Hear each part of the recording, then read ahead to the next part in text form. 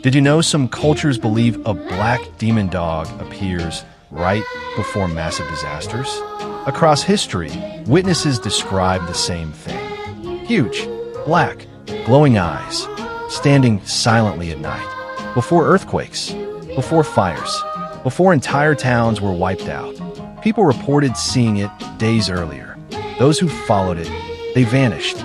Those who ignored it, they survived, but lived to see destruction unfold. They call it a warning, not a protector, a countdown. Because when the demon dog appears, something worse is already on its way. Would you run or follow it?